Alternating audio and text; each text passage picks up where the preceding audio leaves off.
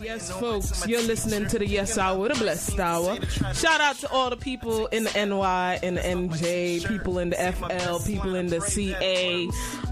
You know what? We just love all of you. And guess what? Your boy is finally in the studio. Yes, Mr. Kaloni Davis is here from Philly, man. This dude drove all the way from Philly. Yes, man. So y'all got to give it up.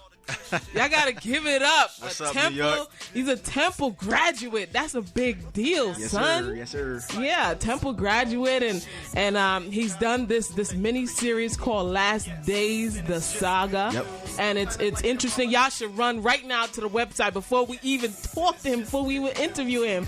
Go to http. I gotta say that / www.lastdaysthesaga.com. Yes. Excellent. And if y'all go to the yeshour.com, y'all gonna see his flyer. That'll make everything easier. Just hit that flyer right there. It's the first flyer you see. It's right there. Boom, in your face. It's big too. Hit that. It takes you straight to the website, and then you can look at the very first episode. So, Kaloni, where do we start? Like, we met you in Philly a couple weeks back. You're not being all... religious. You know how some people come out with something and they all religious about it. You're like, I don't know if I want to see that or if I want to be involved. But you're doing it in a sense where it's a mini series first, and then you have the meaning behind it. Where for the secular world. They don't have to be Christian. They don't have to be, all into the gospel or whatever. But if they're into movies, if they're into good work, I'm so glad you're able to see that, because we haven't even talked about me doing that intentionally yet. So the fact that you can see that is encouraging, because that lets me know that I'm doing what I'm trying to do the right way. Right.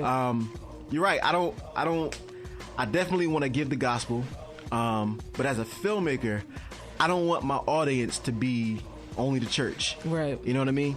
I don't want to preach to the choir. So tell people, what is Last Days, the Saga all about? So the main character is a character named Michael.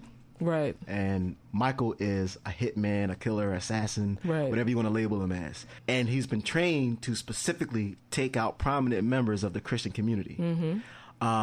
So you could think of Michael as like a modern day Paul type of character, right? But he also has a certain level of like Moses in him, in a sense that he's been raised by the people who trained him. And so, without giving too much away, some interesting events happen throughout this series where he at least begins to question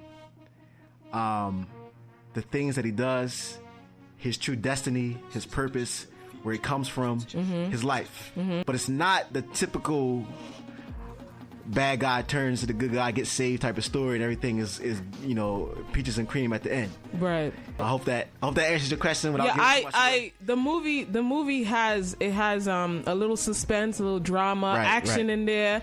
I love the investigative type, film. So for those of you that like CSI and like this kind of stuff, you're gonna love this. Because I was into it from the beginning. I was like, whoa, man. And if y'all like Bruce Lee, don't get me started. If y'all like Bruce Lee, if y'all like Jackie Chan, if y'all like that type of film, man, there's everything in this movie for everybody. There isn't one person that should say, okay, I don't like it. There's a little bit for everybody. Yeah. So if you're into that, and then as it gets further, if you like to look at love stories, look at that little romance and whatever, everything is in this mini series. So Kaloni, introduce your cast, the cast members that are here. So I got a little bit of my crew here with me. First, I want to introduce Yvette McLaughlin. What's up, Yvette? Say what's up. Hello, good morning. Yvette is my administrative person. She handles all the logistics and organizational stuff that I can't do on my own. Amen. So Yvette, she has been I know my you right working hand, hard, my Yvette. left hand, I know you my working back hard. hand, my forehand, all that stuff. That's my homegirl.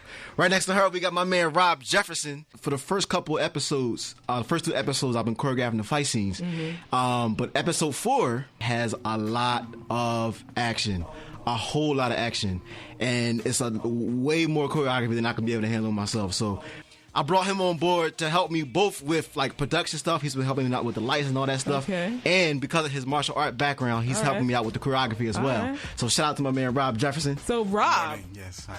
Big Rob. So what was it like working on this mini-series? Oh, it's been great. I love it. Like, I'm a filmmaker myself. I went to NYU. Wow. Shout out to NYU cats. Yeah. And my teacher actually was with Sammo Hung and Jackie Chan and some of those cats over in Hong Kong. So I learned the business through him. We made some movies here in New York, some things in California. We worked with some different rap acts like Drew Hill and whatnot. And I love to make film. I gotta interject in all of this in the name of Jesus Christ. Amen. Yo, check that out. Yeah. See, because people think when you're doing something for Jesus or you're trying to promote the gospel in with your talent that you got to do it all corny and do it, with the Bible and hit people on the head with it and just come out all corny like, but this is so innovative and cool. So we're gonna get into a little bit of the acting right now. We have Mr. Dax Richardson in the studio. So Dax, tell us a little bit about your background and how you hooked up with Kaloni. Okay, I started in a little small theater outside of Philly called Hedgerow Theater, and I did improv. So this structured story like this is a big stretch for me. Tell us how you prepared for this role. Oh man, the thing I like about Kaloni, what he does is he kind of leaves you alone and tells you pretty much go learn your lines, and then he kind of interviews you. So it's more of a discussion, more so than a rehearsal.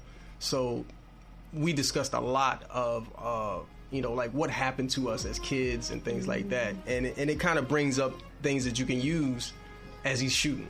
Heads up, you said romance. The second episode is called The Love Story. And it's a nice little twist in there. And tell us who's in there. Somebody that we know. The actress is Michelle Bonilla. Yeah. Yeah, she's a beast. She's actually getting ready to go on tour right now, so she couldn't be here with us today. But Michelle, man, Michelle goes hard. Michelle, she goes hard in this episode.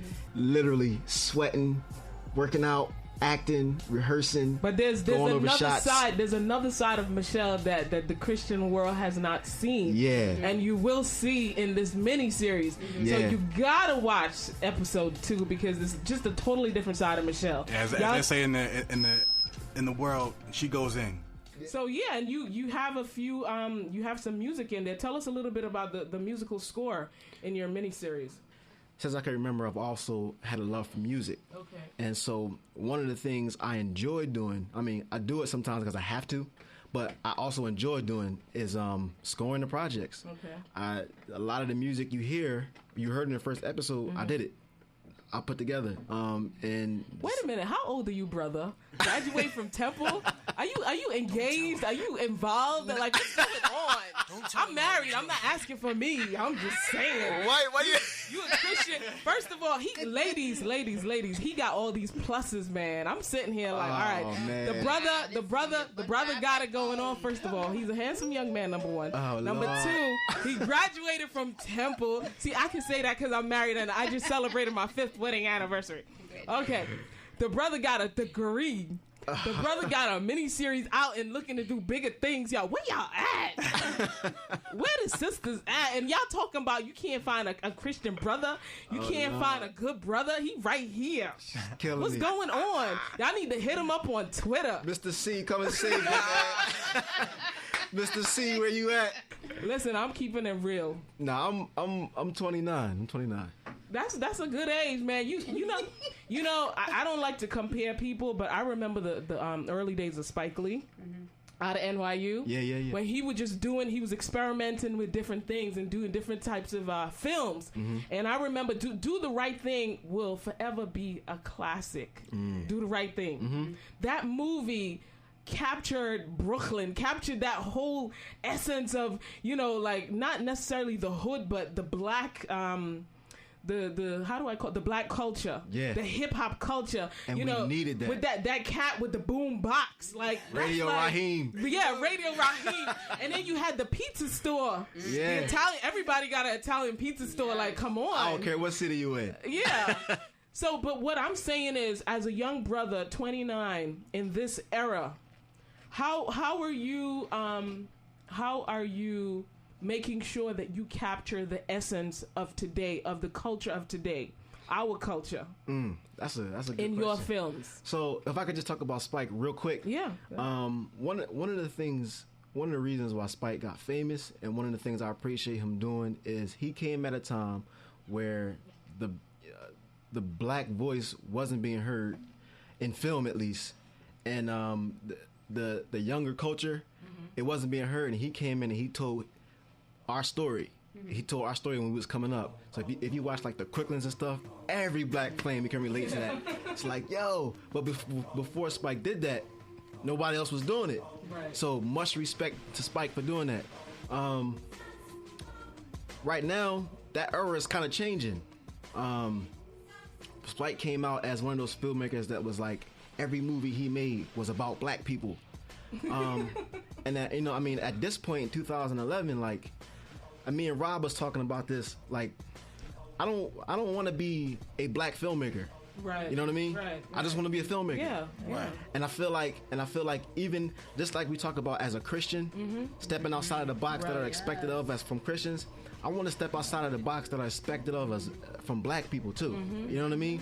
So I want to represent a community of African American filmmakers who realize that they don't have to, like, every story they tell doesn't have to be all black people. And doesn't have to have all black cast. Right, doesn't have to be all black cast. Be a black project. And it doesn't have to always be a relationship movie. You know what I mean? Like, one of the dudes I got a lot of respect for, a black filmmaker, is Antoine Fuqua. Right. That's my man. He steps outside of his box all the time. A lot of people don't know.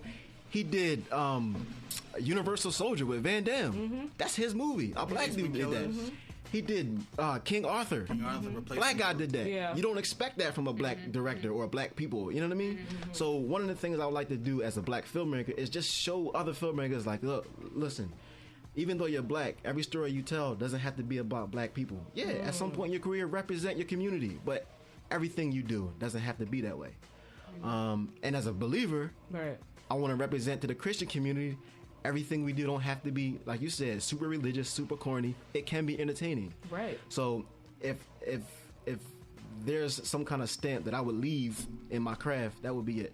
That's my last word. Go watch the series. Follow us on Twitter and Facebook. So- www.lastdaysthesaga.com. Don't miss it.